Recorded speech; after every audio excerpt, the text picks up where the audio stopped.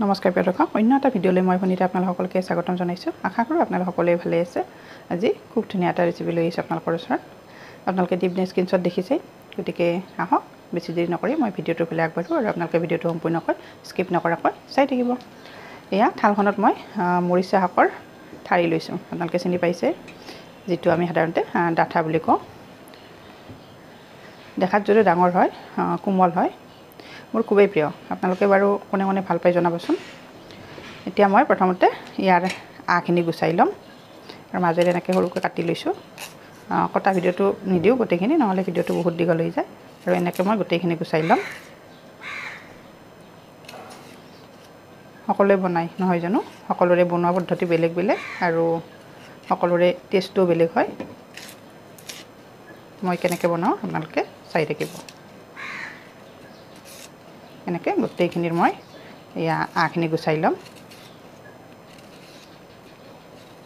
এয়া চাওক, কোমল হয় যদিও দেখিবলৈ ডাঙৰ হয়।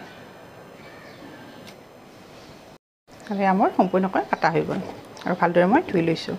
ডাঙৰখিনি মাজেৰে এনেকৈ দুফাল কৰি দিছোঁ, তেতিয়া সোনকালে সিজি যায়।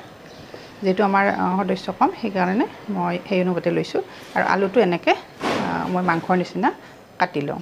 যেতিয়া এই ৰেচিপিটো বনাওঁ তেতিয়া মই আলুখিনি এনেকৈ মাংসৰ নিচিনা কাটি লওঁ আৰু বনোৱা পদ্ধতিও মাংসৰ নিচিনাই বনাওঁ। আৰু এতিয়া ইয়াৰ লগত মছলা কি লৈছোঁ মই দেখাই দিওঁ। এয়া থালখনত লৈছোঁ পিঁয়াজ, মই ডাঙৰ চাইজৰ দুটা লৈছোঁ। এই ৰেচিপিটোত পিঁয়াজ অকণমান সৰহকৈ দিলে ভাল লাগে। আৰু এইখিনি মগজ হয়, এইটো অপশ্যনেল হয়, আপোনালোকৰ ওচৰত নাথাকিলে নিদিব পাৰে, মই নিজাকৈ দিছোঁ। এইবিলাক আদা লৈছোঁ, নহৰু লৈছোঁ। এয়া সৰিয়হ, মই 15-20 মিনিট আগত তিয়াই থৈছিলোঁ গৰম পানীত। আৰু এইফালে শুকান জলকীয়া দুটা। প্ৰথমতে মই আদা, নহৰু, তাৰপিছত সৰিয়হ, জলকীয়া আৰু মগজ এইখিনি ধুনীয়াকৈ মিক্সিত পিচি ল'ম। এতিয়া আপোনালোকে আহক মোৰ লগত, মই কিটচেনত যাম।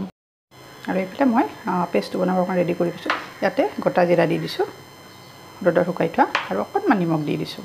এতিয়া ধুনীয়াকৈ পেষ্টটো বনাই ল'ম। আৰু এইফালে প্ৰথমতে আলুখিনি মই ধুনীয়াকৈ ৰংচোৱাকৈ ভাজি ল'ম। আৰু এইফালে মই লোহাৰ কেৰাহীখন উঠাই দিছোঁ। কেৰাহী গৰম হৈছে, আগতে দিছিলোঁ। প্ৰথমতে আলুখিনি কাটি ল'ম। আৰু ইয়াত চাওকচোন পেষ্টটো কিমান ধুনীয়া হৈছে। পেষ্টটো বনাওঁতে আপোনালোকে যদিহে জিৰা দিয়া নাছিলে, মোৰ টিপছটো ফ'ল' কৰি জিৰা দিবচোন, তেতিয়া গোন্ধটো খুব ধুনীয়া হয়। আৰু এইফালে মিঠাতেল দি দিছোঁ।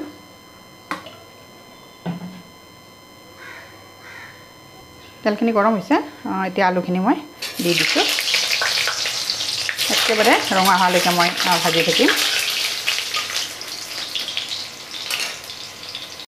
এইফালে মোৰ আলুখিনি হৈ গৈছে ৰংচোৱা।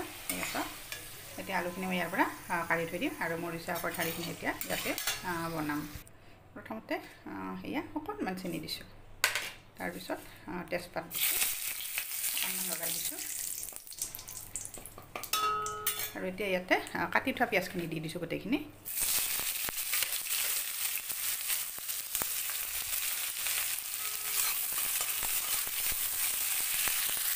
এতিয়া ইয়াতে গোটা জিৰা অকণমান এয়া দি দিছোঁ আৰু পাঁচফোৰণ অকণমান দি দিছোঁ। লৰাই দিছোঁ। এতিয়া ইয়াতে নিমখ আৰু হালধিখিনি দি দিম। এয়া নিমখ দি দিছোঁ, বহুত বেছি দিয়া নাই, আৰু যিহেতু পেষ্টটো বনাওঁতে তাতো অকণমান দি দিছিলোঁ নিমখ। এতিয়া হালধিখিনি দি দিছোঁ। এইখিনি একেবাৰে ৰংচোৱা হ'লেতো মই এনেকৈ ভাজি থাকিম।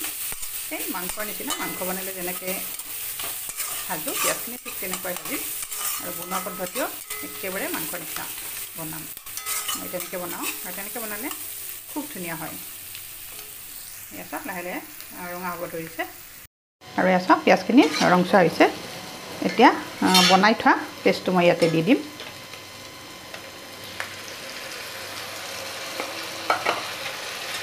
বাকীটো ভালদৰে অকলে দি দিম। এইখিনিও অকণমান ভাজি ল'ম, নহৰুৰ কেঁচা গোন্ধটো যোৱালৈকে। আৰু এইখিনি মোৰ ভাজা হৈ গৈছে। এতিয়া মই ইয়াতে কাটি থোৱা মৰিচা শাকৰ ঠাৰিবোৰ দি দিছোঁ ইয়াতে। এইখিনি ভালদৰে লৰাই দিছোঁ। খুব ধুনীয়া এটা গোন্ধ আহিছে। গেছৰ ফ্লেমটো মই এতিয়া হাই কৰি দিছোঁ যিহেতু এইখিনি অকণমান সময় ভাজি ল'ম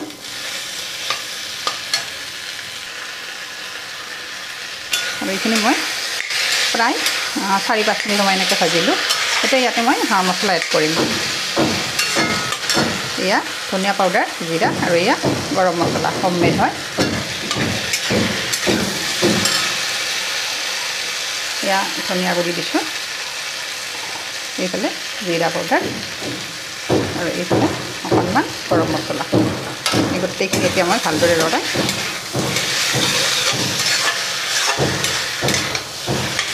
কালাৰটো কিমান ধুনীয়া আহিছে দেখিছেনে এনেকৈ বনালে খুব টেষ্টি হয় আৰু এবাৰ খোৱাৰ পিছত আপোনালোকে বাৰ বাৰ খাবলৈ মন কৰিব সকলোৰে বনোৱা পদ্ধতি বেলেগ বেলেগ হয় নহয় জানো আৰু চবৰে জুতিবোৰো বেলেগ হয় যেহেতু আলুখিনি ভাজি থৈছোঁ সেইকাৰণে আলুখিনি দিয়া নাই আৰু এইখিনি ভাজা হৈ গৈছে এতিয়া ইয়াত মই অকণমান পানী দি এইখিনি মই গোটেইখিনি কুকাৰত দিম তেতিয়া মানে কি হয় একেবাৰে কোমল হয় সময়ো বেছি নালাগে আৰু খাই খুব ভাল লাগে বেছি সময় ইয়াতে সিজাই থাকিব নালাগে এতিয়া ইয়াতে মই পানী এড কৰি দিম আৰু এইখিনি মই ভাজা হৈ গৈছে তেতিয়া ইয়াতে মই পানী দি দিছোঁ প্ৰথমতে এইখিনি দি সিজাই ল'ম আৰু তাৰপিছত দি দিম দেখোন কিমান ধুনীয়া কালাৰ হৈছে এতিয়া মই এইখিনি ট্ৰান্সফাৰ কৰোঁ এইফালে মই কুকাৰটো ৰেডি কৰি থৈছোঁ দেখিছেনে ইয়াতে দি দিম আৰু আলুখিনিও একেলগে দি দিম আৰু এয়া চাওক মই কেৰাহীখনৰ পৰা ট্ৰান্সফাৰ কৰি দিছোঁ কালাৰটো কিমান ধুনীয়া হৈছে আৰু এতিয়া ভাজি থোৱা আলুখিনি ইয়াতে দি দিছোঁ প্ৰায় 4টা চিটি দিম মই এয়া চাওক খুব ধুনীয়া এটা গোন্ধ আহিছে আৰু এনেকৈ বনালে খুব সোনকালে হয় বেছি সময় নালাগে আৰু খাবলৈ খুব টেষ্টি হয় কোমল হৈ যায় এয়া চাওক এতিয়া লিডখন মাৰি দিম আৰু এয়া চাওকচোন মই 4টা চিটি দিছিলোঁ আৰু ঠাণ্ডা হোৱাৰ পিছত মই লিডখন গুচাই দিছোঁ এয়া চাওক ইমান ধুনীয়া হৈছে ঘৰত যিদিনা নিৰামিষ থাকে সেইদিনা এনেকৈ বনাই খাব আৰু বিশেষকৈ সৰু ল'ৰা ছোৱালীয়ে যদি বেয়া পায় এনেকৈ বনালে তেওঁলোকে আঙুলি চেলেকি খাব একেবাৰে মাংসৰ নিচিনা লাগিছে দেখিছেনে কালাৰটো কিমান ধুনীয়া হৈছে আৰু সিজিও গৈছে এয়া চাওক আলুখিনিও খুব ধুনীয়াকৈ সিজি গৈছে এয়া খুব ধুনীয়া হৈছে কালাৰটো এতিয়া মই কেৰাহীখনত ট্ৰান্সফাৰ কৰিম আৰু এয়া চাওকচোন মই গেছটো জ্বলাই দিছোঁ অকণমান আৰু এতিয়া শেষত কেঁচা ধনিয়া পাতটো দি দিছোঁ আপোনালোকে বেয়া পালে স্কিপ কৰিব মই খুব ভাল পাওঁ গোন্ধটো এটা মই গ্ৰেভি টাইপ বনাইছোঁ খুব ধুনীয়া এটা কালাৰ আহিছে ওচৰৰ পৰা দেখাইছোঁ গোটেই কিটচেনটো মানে আমোল মলাই গৈছে এইখিনিও দি দিছোঁ আপোনালোকে বেয়া পালে স্কিপ কৰিব আৰু গেছৰ ফ্লেমটো মই এতিয়া অফ কৰি দিছোঁ অকণমান ট্ৰান্সফাৰ কৰাৰ পিছত জুইখিনি দি দিছিলোঁ আপোনালোকে মোৰ ভিডিঅ'সমূহ কোন কোন ঠাইৰ পৰা চাই আছে জনাবলৈ নাপাহৰিব আপোনালোকে মোৰ ৰেচিপিটো চাই যদি ভাল পাইছে তেতিয়াহ'লে লাইক কমেণ্ট আৰু শ্বেয়াৰ কৰি দিব আৰু যিসকলে মোৰ ভিডিঅ'সমূহ প্ৰথমবাৰ চাইছে কিন্তু এতিয়ালৈকে মোৰ চেনেলটো ছাবস্ক্ৰাইব কৰা নাই আপোনালোকে মোৰ চেনেলটো ছাবস্ক্ৰাইব কৰি দিব আৰু কাষতে থকা বেল আইকনটো প্ৰেছ কৰি দিব তেতিয়াহে মই নতুন নতুন ভিডিঅ' আপলোড কৰিলে আপোনালোকে নটিফিকেশ্যন পাব আৰু লগে লগে চাব পাৰিব আৰু যদিহে মোৰ ভিডিঅ'সমূহ ফেচবুকত চাইছে কিন্তু এতিয়ালৈকে পেজটো ফ'ল' কৰা নাই আপোনালোকে পেজটো ফ'ল' কৰি দিব তেতিয়া লগে লগে চাব পাৰিব গতিকে আজিলৈ আহিছোঁ আকৌ এটি নতুন টিপছ লৈ নতুন ৰেচিপি লৈ মই আপোনালোকৰ ওচৰত আহি আছোঁ তেতিয়ালৈ ধন্যবাদ